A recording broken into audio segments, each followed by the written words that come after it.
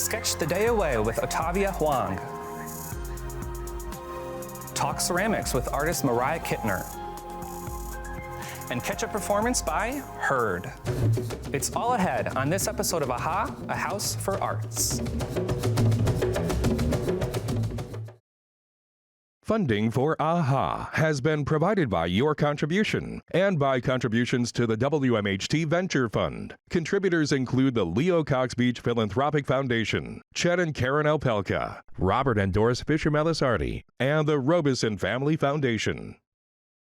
At M&T Bank, we understand that the vitality of our communities is crucial to our continued success. That's why we take an active role in our community. M&T Bank is pleased to support WMHT programming that highlights the arts, and we invite you to do the same.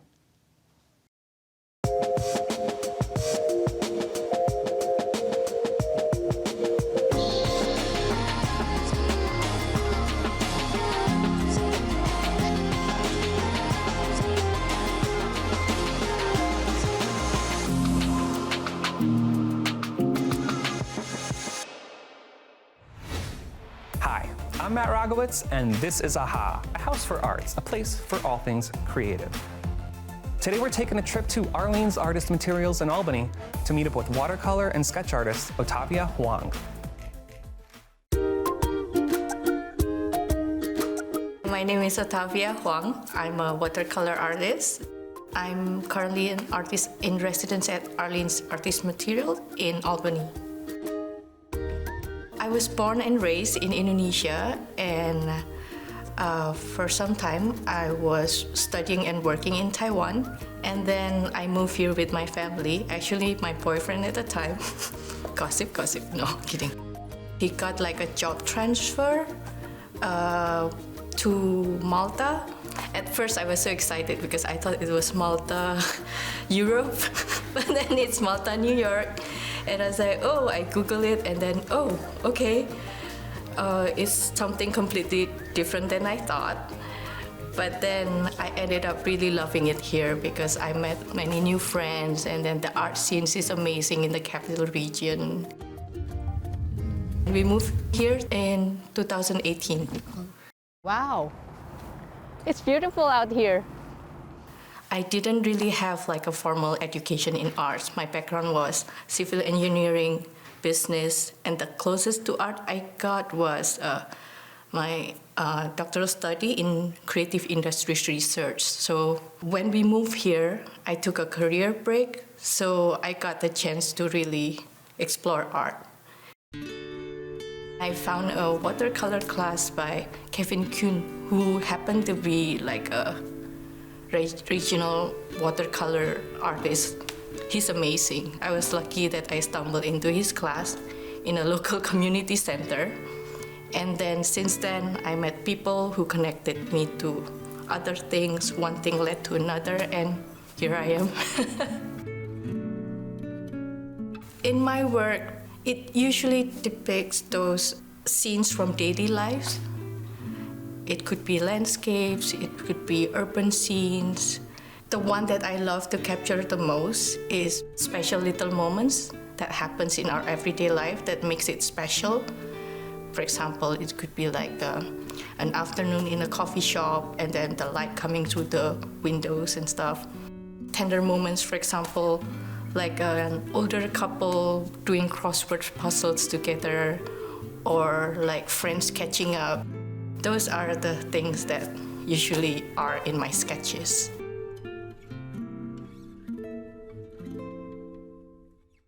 With watercolor, it gives me the flexibility that you can use it to paint on the go. You just need like a small palette, like a cup of water, and then you can just lock it in your backpack and then go to places.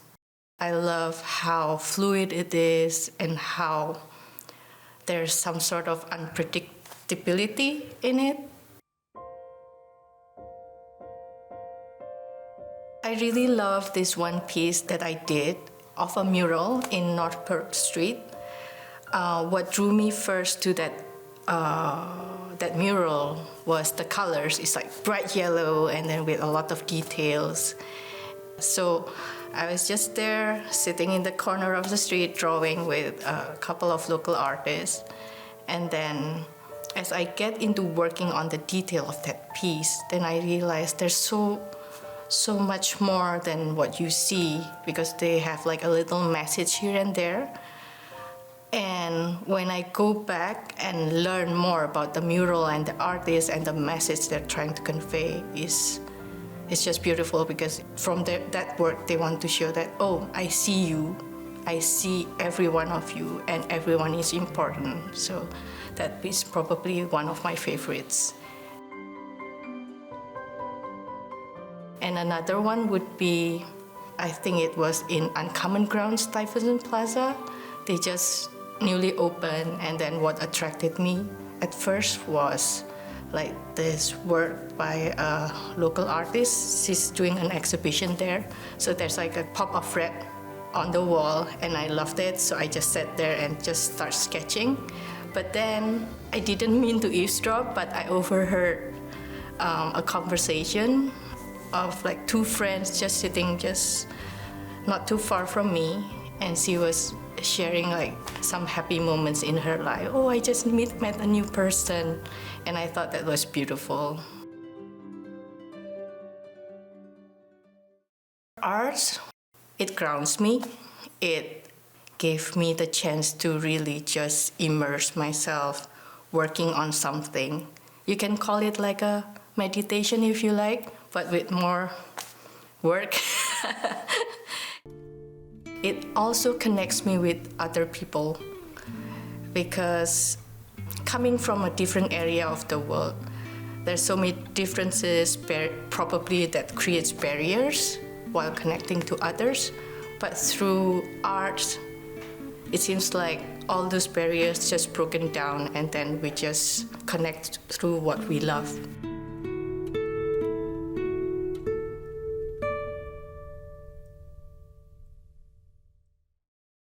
Mariah Kittner has held a number of jobs within the arts, everything from studio assistant to curator to art dealer and more.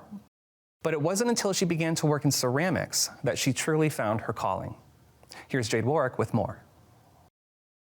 Hi, Mariah. Welcome to AHA. Hi, Jade. Happy to be here. I know. I'm happy for you to be here. Very excited to talk to you.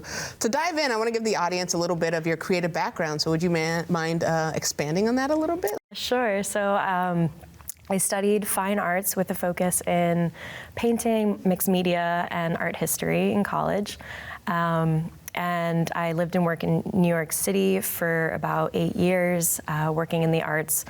I was a curator. I worked in a gallery for a couple years. I managed other artist studios, just kind of like learning the ropes of how to be an artist, a working artist in New York City. It's a grind.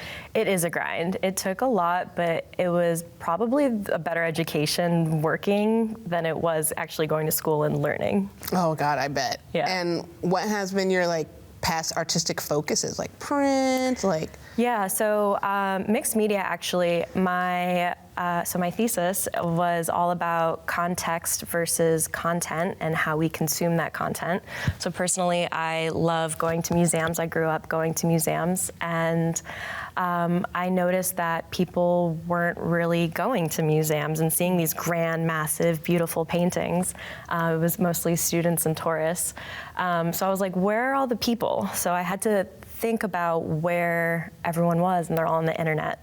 So I took these paintings and recontextualized them into this blog where I put humorous drunk text messages over them so they would be more relatable to contemporary society, and it blew up. It was one of the top trending blogs of 2014 on Tumblr, got a bunch of publications, and this concept of context versus content was really something that inspired me to keep going with my art. All right, so Mariah, I know you have a current endeavor that I'm excited to speak about. So what are you working on right now? Right, so my current project is Context Clay, which is my ceramics business.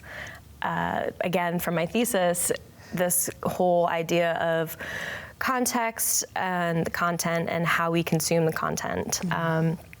So I find that depending on the situation, context is decisive, and each perspective can shift. It's moldable, and clay is moldable. There we go. Yeah, so I get to create new worlds and new possibilities with my business, with the ceramics, with the clay that didn't exist before. And I like to create it with a lot of whimsy and bring in my own personal experience and spirituality into the clay. And now what drove you to ceramics? Like, what was the aha moment? My aha moment was, I was actually during COVID, so I never touched ceramics before in my life. Maybe take a couple courses in high school, but I've never touched a wheel. And I was deep in meditation during COVID. I had a lot of free time. I was unemployed at the time, and I was just asking myself in these meditations, like, what do I want to do? What's my greater purpose? Where do I want to go with my art? Because I wasn't really practicing my art when I was working in the city, because I was just so focused on everybody else's businesses and art.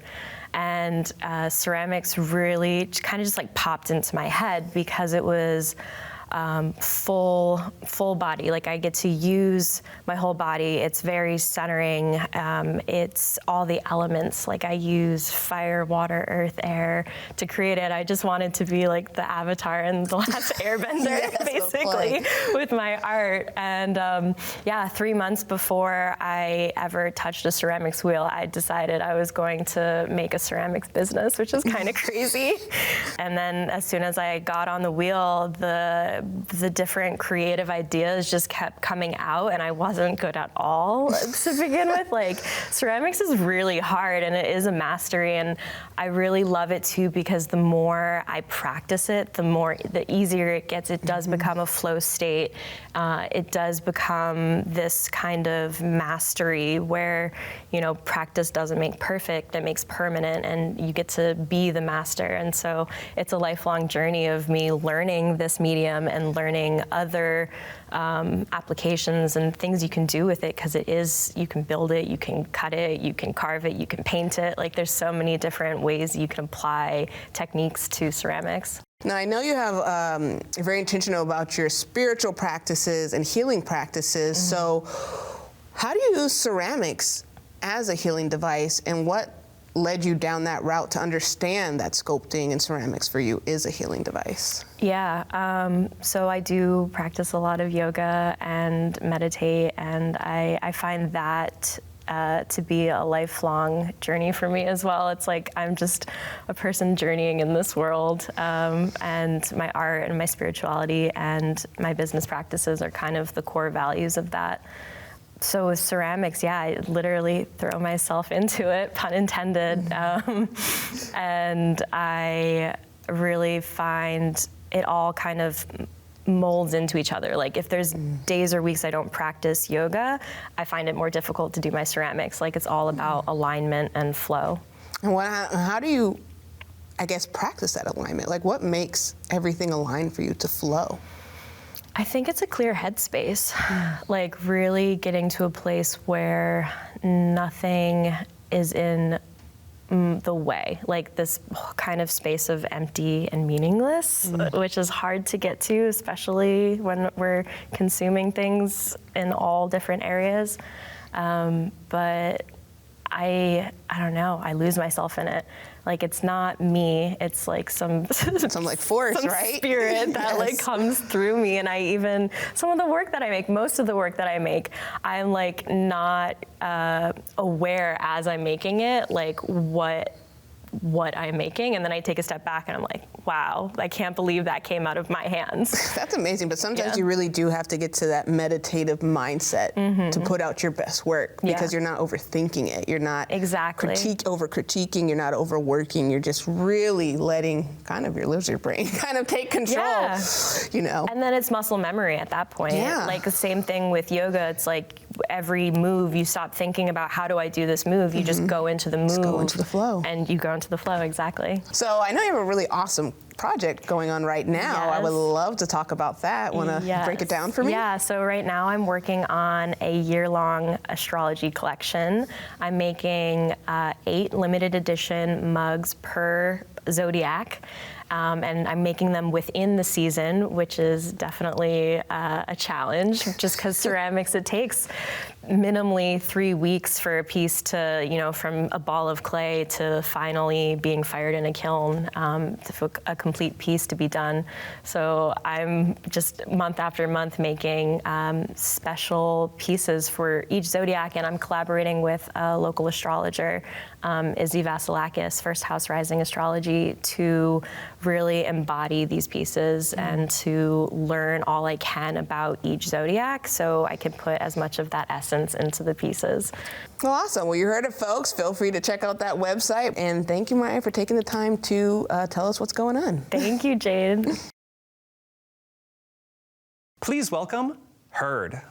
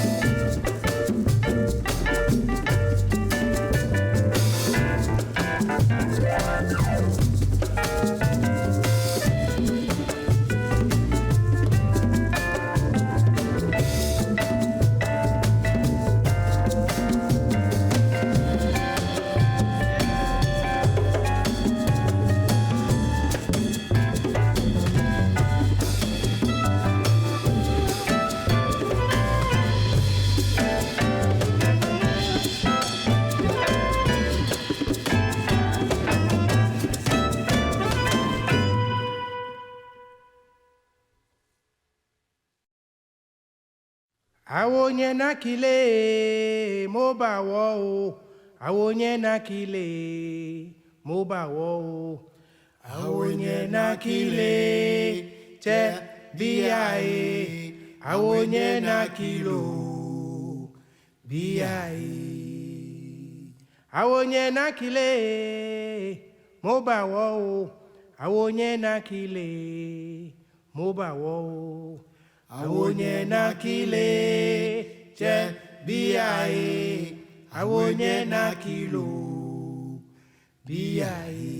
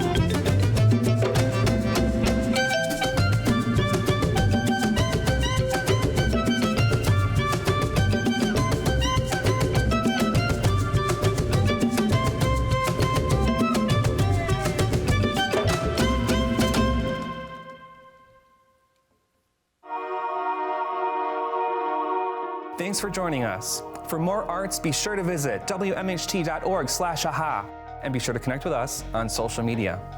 I'm Matt Rogowitz. Thanks for watching.